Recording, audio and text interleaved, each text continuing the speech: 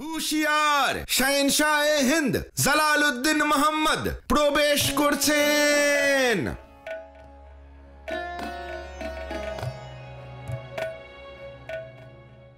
আদাব শাহেনশাহ। সম্মান দেওয়া ভুলে গেছো রহিম তুমি? দেখো শাহেনশাহকে সালাম করো। সালাম ওয়ালাইকুম শাহেনশাহ। ওয়ালাইকুম আসসালাম খানে খানা। আমি ভাবলাম যে তোমার সঙ্গে অনেকদিন কোনো খেলা করা হয় না, তাই আজকে তোমার জন্য সময় বের করেছি। তোমার জন্য একটা খেলনা আছে আমার কাছে, খেলবে?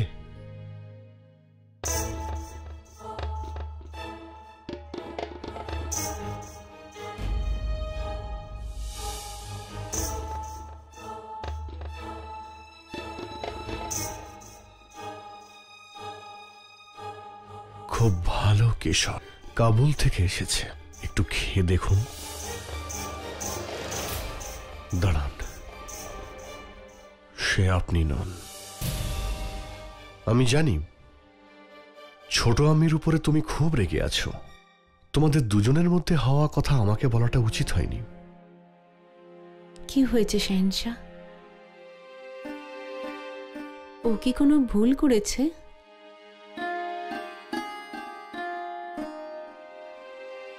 না, ছোট আম্মি কথা রাখেননি। কিন্তু আমি তোমার সব কথা রাখবো, আমি তোমার সব কথা শুনবো। শুধু আমি তোমার মুখ থেকে কিছু শুনতে চাই, আর আমি জানি তুমি সত্যি কথাই বলবে।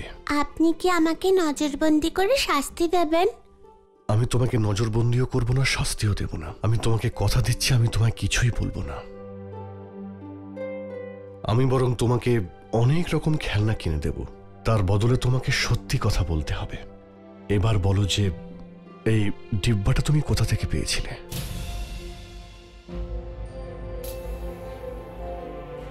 রহিম, আমি তোমাকে শিখিয়েছি না, যারা সত্যি কথা বলে তাদেরকে খোদা ভালোবাসে। অবশ্যই, সেই জন্যই তো আমি রহিমের জন্য এতগুলো ডিব্বা নিয়ে এসেছি, তাই না রহিম? তুমি যদি আমাকে সত্যি কথা বলো তাহলে এই সমস্ত ডিব্বা আর সমস্ত খেলনা আমি তোমাকে দেব। এবার আমাকে সত্যি করে বলো তো, ছোট আম্মিকে তুমি কি বলেছো? আর সেই কথাটা তুমি আমাকে আগে বলনি কেন? আমি সেদিন পায়রাদের সঙ্গে খেলছিলাম, একটা পায়রা উড়ে আপনার কক্ষে এলো। ওর পিছন পিছন এসে আপনার হাতে ওই ডিব্বা দেখি, যেটা আমি নিয়েছিলাম। আমার মনে হলো আমায় শাস্তি দেবেন, তাই আমি বাঁচার জন্য ছোট আম্মির কাছে চলে গিয়েছিলাম। ওনাকে আমি বলি আমি ওই ডিব্বা চুরি করিনি, শুধু তুলে নিয়েছিলাম। কোথা থেকে? কখন? তুমি এটা কোথা থেকে নিয়েছিলে? সেদিন আমি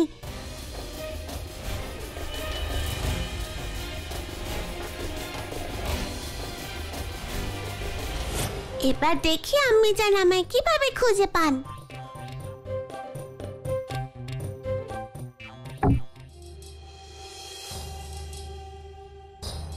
তোমরা যাও, আমি এসব পরীক্ষা করে দেখতে চাই।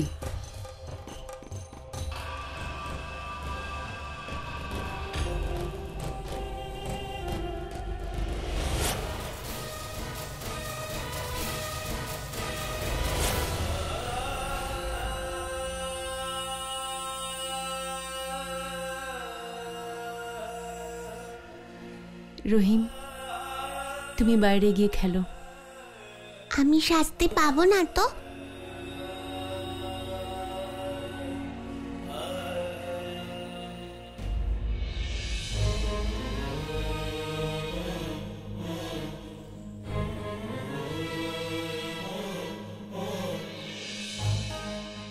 সেলিমা বেগম, আমি বুঝেছি শাহেনশাহ।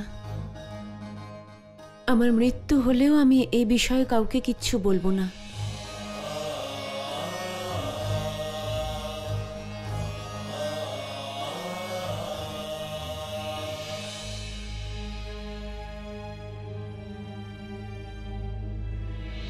মতি, এটা মায়ের প্রসাদ, সবাইকে দিয়ে দাও। আচ্ছা। রহিম, আমি একটা কথা কিছুতেই বুঝি না, আমি যখনই প্রসাদ নিয়ে যাই তুমি এসে কেন ধাক্কা মারো? আর আমি এটা বুঝতে পারি না, যখন আমি দৌড়ই তখন আপনি আমার সামনে কেন আসেন?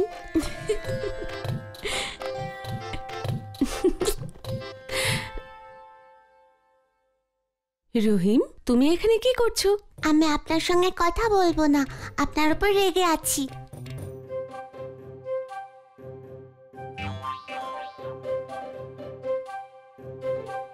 আরে বাহ, আমার তো তোমার উপর রাগ করা উচিত। সেদিন তুমি শাহেনশার সামনে কিচ্ছু বললে না, ওখান থেকে পালিয়ে গেলে। আপনি বলেছিলেন না শাহেনশাকে এই কথা কখনো বলবেন না।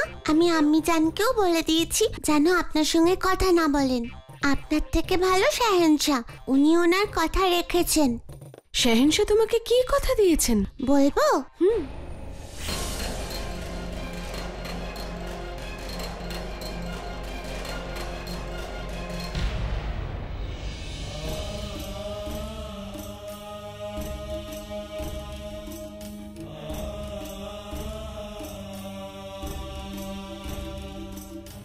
ধন্যবাদ মা।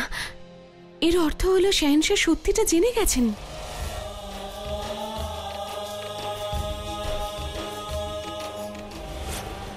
শাহেনশাহ জানতে পেরেছেন যে মহামাঙ্গাই এই ষড়যন্ত্রটা করেছেন। এই সত্যিটা জানার জন্যই কি ছদ্মবেশে সাক্ষী খুঁজছিলেন শাহেনশাহ?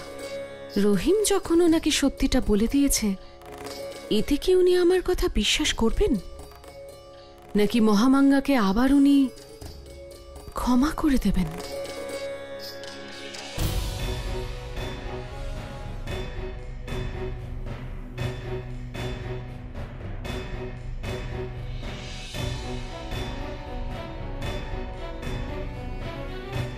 সবাই এখন যাও।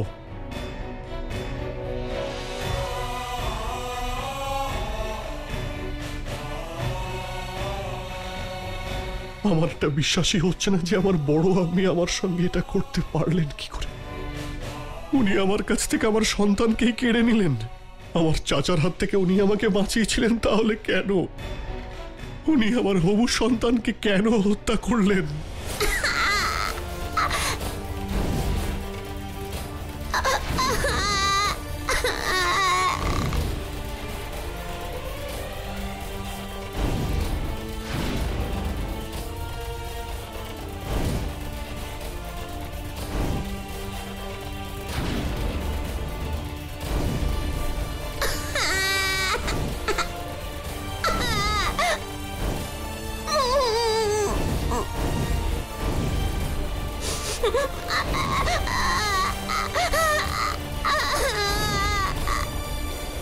আমি কখনো ভাবতেই পারিনি যে আমার বড় আম্মি আমার এত বড় ক্ষতি করবেন। আরে জালাল, জালাল, আরে আমার জালাল কোথাও লুকিয়ে পড়েছে মনে হয়। কেউ কি জানে আমার জালাল কোথায়? আমি তো খুঁজছি ওকে। ও, এখানে লুকিয়েছো তুমি? খেয়ে নাও। আমি খাবো না, আমার খাওয়ার ইচ্ছে খেয়ে নেই। নাও। আমি খাবো না, কি আমার খাওয়ার হচ্ছে ইচ্ছে এখানে? নেই।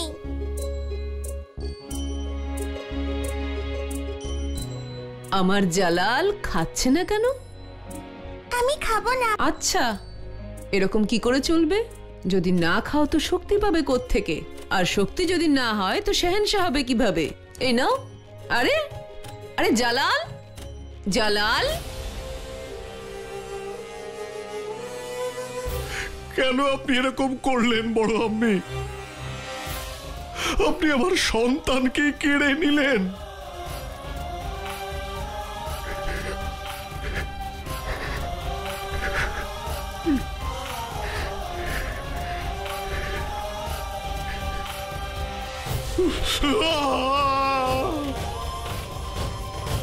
কেন আপনি এরকম করলেন বড় আম্মি?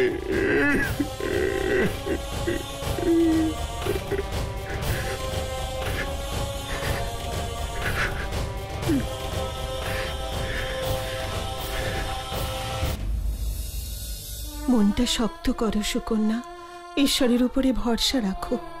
তোমার তো ভাগ্য ভালো, শুধু আশীর্বাদ হয়েছে, বিয়ে তো হয়নি, না হলে সব ঠিক হয়ে যাবে। কিচ্ছু ঠিক হবে না মা, কিচ্ছু ঠিক হবে না। আমার আর যোধা দিদির ভাগ্য বিধাতা একই রকম লিখেছেন।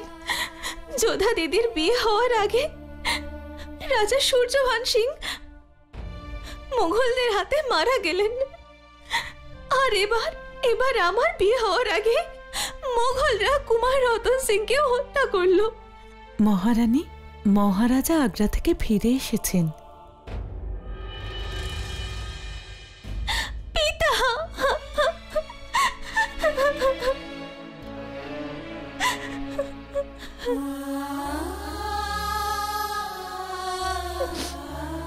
দুঃখের কথা হলো এই যে আমাদের সন্তানেরা রতন সিং এর বিরুদ্ধে যুদ্ধ করেছে, এরপর আমেরের সম্মান তো কমে গেল।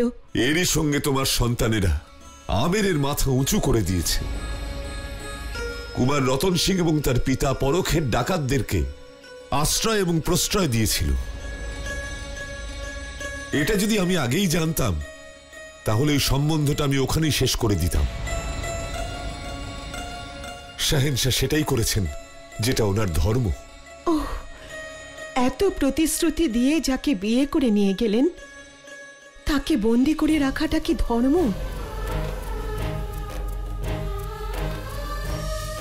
বোনের শ্বশুরবাড়িতে অভিনন্দন জানাতে গিয়ে নজরবন্দি হওয়াটা এটাই ওনাদের ধর্ম ছিল? হ্যাঁ, একজন শাসকের ধর্ম। ময়নাবতী, একজন শাসককে অনেক সময় কঠোর সিদ্ধান্ত নিতে হয়। আমাকে যোধা অথবা সুকন্যা একজনের ভাগ্যের সিদ্ধান্ত নিতে হতো। আমি যোধার পক্ষে সিদ্ধান্ত নিয়েছি এবং ন্যায়ের জন্য শাহেনশাহ যোধাকে এবং তার দাদাদেরকে বন্দী করেছিলেন। কিন্তু যখনই উনি প্রমাণ পেয়েছেন যে আমার পুত্রেরা এবং যোধা নির্দোষ, উনি সসম্মানে সবাইকে মুক্তি দিয়েছেন। সুজানপুরের যুদ্ধে বীরত্ব দেখানোর জন্য এবং শাহেনশাহর জীবন বাঁচানোর জন্য সবাইকে সম্মানিত করা হয়েছে। যার পুত্রেরা নিজের ভগ্নিপতিকে বাঁচানোর জন্য শত্রুর অস্ত্র বুক পেতে নিয়েছে, এমন মাকে লজ্জিত নয় বরং গর্বিত হওয়া উচিত। ময়নাবতী, মানছি আমার সন্তানরা সম্মান পেয়েছে, কিন্তু আমাদের মেয়ে সুকন্যা যে কষ্ট পাচ্ছে তারপরেও আমি কি করে আনন্দে থাকতে পারি?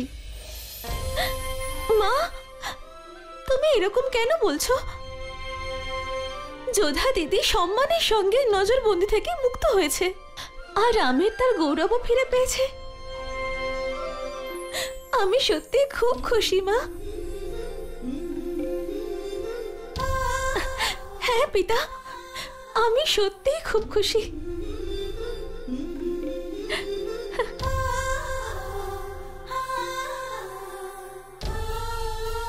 আমি আমার মেয়েদের নিয়ে গর্বিত। যোধা আমেরকে বাঁচানোর জন্য নিজেকে সঁপে দিয়েছে, আর সুকন্যা নিজের চোখের জল লুকিয়ে যোধার ভালো থাকাটার কথাই ভাবছে।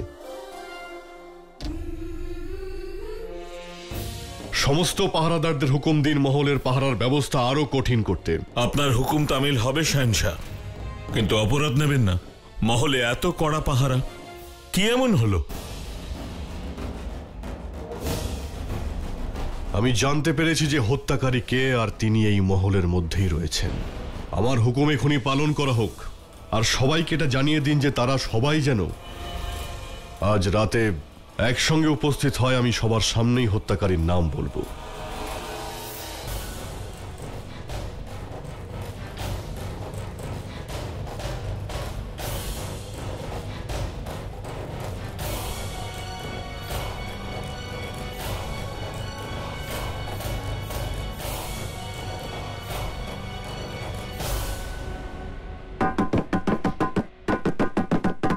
খবরদার, সবাই মন দিয়ে শুনুন। শাহেনশাহর আদেশ অনুযায়ী মহল, হারেম আর জানান খানা সমেত মহলের সব পথ, সব দরজা বন্ধ করা হচ্ছে। সবাইকে আদেশ দেওয়া হচ্ছে যে প্রত্যেক পুরুষ, নারী, এমনকি সব শিশুদেরও না ভেতরে প্রবেশ করার না বাইরে যাওয়ার অনুমতি আছে। কি বলছো তুমি যোধা? শাহেনশাহ বুঝতে পেরে গেছেন? আম্বে মা তোমার প্রার্থনা শুনেছেন যোধা? হ্যাঁ মতি, আমারও তাই মনে হয়। দেবী মা তো আমার কথা শুনেছেন। এবার দেখার বিষয় শেহেনশা কি সিদ্ধান্ত নেন? আমার সম্পূর্ণ বিশ্বাস ছিল যে জালাল আমাদের হবু সন্তানের হত্যাকারীকে ঠিক খুঁজে বের করবে। কিন্তু মালকায় বেগম মধ্যরাতে দরবার কেন ডাকলেন শাহেনশাহ? হয়তো খবরটাই এমন যেটা সকালে বললে বাসি হয়ে যাবে। আজকে রাতই হলো হত্যাকারীর শেষ রাত, পাহারা আরো বাড়াও।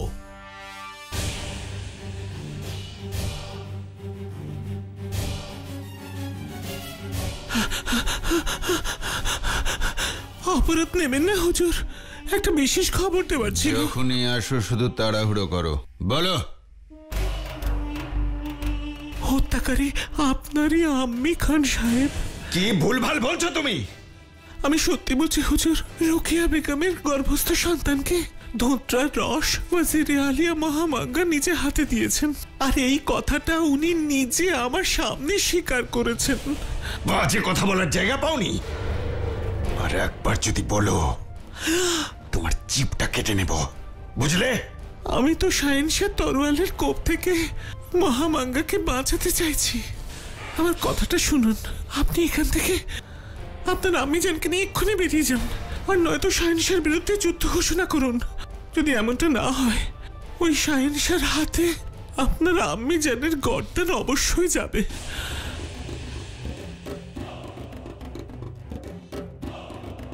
আম্মিজান এইসব করেছে? আমায় বলেনি পর্যন্ত। আমি জিজ্ঞেস করাতেও স্বীকার করেননি উনি। আমাকে বিশ্বাস করেন না? আমাকে? অপরাধ নেবেন না হুজুর, এই সময়টা দোষারোপ করবার নয়। আপনাকে শীঘ্র কিছু একটা করতে হবে হুজুর। এই সময় তিনি মহামাঙ্গার সম্পূর্ণ সম্মান না দিয়ে নিজের হাতে ওনাকে হত্যা করবেন। আম্মিজান, যদি একবার আমায় জানাতেন আমি কিছু না কিছু তো করতাম। এবার যদি জালাল আপনাকে ধরে ফেলে তাহলে আমার সব স্বপ্ন শেষ হয়ে যাবে আম্মিজান, শেষ হয়ে যাবে। আমাকে কিছু করতে হবে, আমাকে কিছু করতে হবে।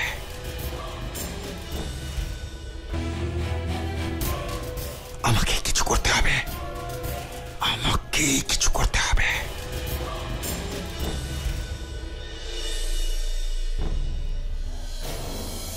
চমৎকার!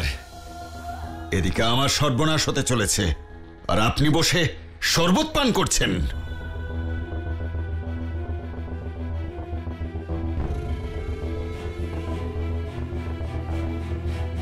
তুমিও নাও, এই শরবত পান করলে মাথা ঠান্ডা থাকে।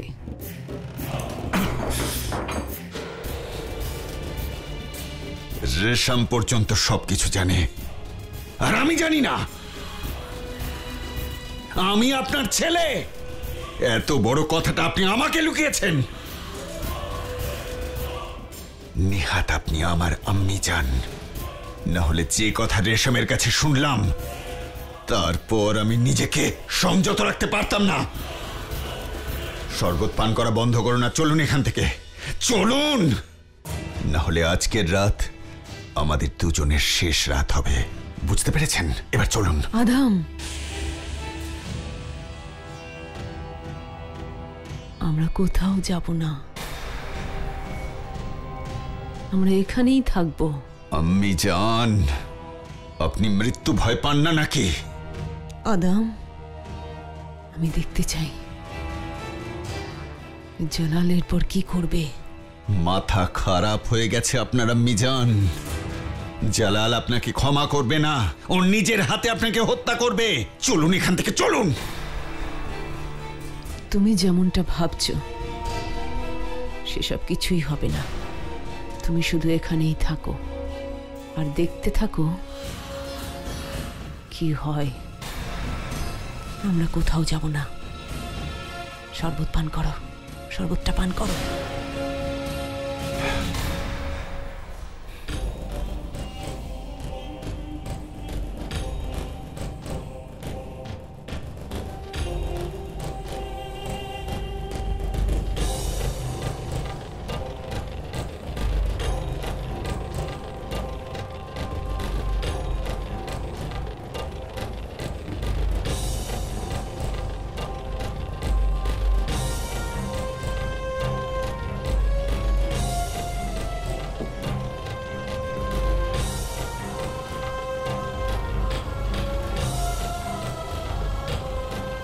সময় হয়ে গেছে।